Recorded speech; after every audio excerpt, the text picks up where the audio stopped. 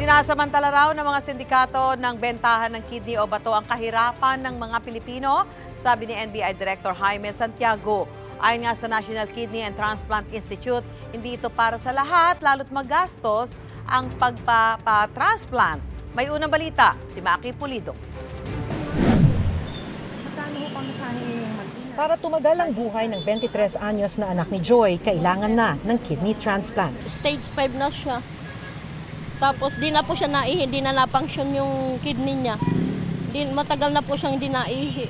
Noong nakaraang taon, nagtanong na si Joy sa National Kidney and Transplant Institute o NKTI kung paano makakapag-kidney transplant ang anak. Pero bago masimulan ang proseso, kailangan niya ng 600,000 pesos na show money. Kulang nga raw ang kita niya kahit sa pambili ng pagkain, kaya hanggang ngayon, nagdadialysis lang muna ang anak. Ang hanap buhay ko po sa gabi, kapag wala pong tao sa bar, wala rin naman po akong kita. Minsan kulang po sa pagkain.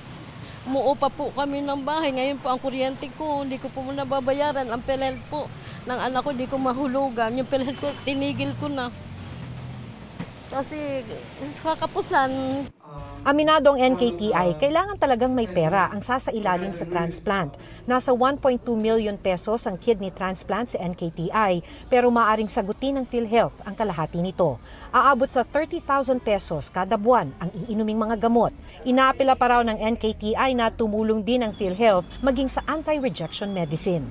Kidney transplant's not for everybody because you have to have nga medicines na you have to maintain those medicines habang buhay para hindi mo i-reject yung kidney. Para bang show money, nasa bank account nila yon, assurance lang na sana masubsidize nila yung gamot nila for at least naman for the first 6 months post-transplant. Sakali mang may perang pambayad ang nangangailangan ng kidney transplant, walang pila kung may donor ka.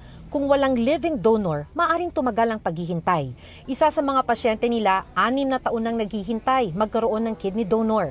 May 100 ang nasa waiting list ng Human Organ Preservation Effort o HOPE, kaya sana raw mas marami ang magpalista bilang organ donor. Isang solusyon din daw ito para maiwasan ang bentahan ng kidney.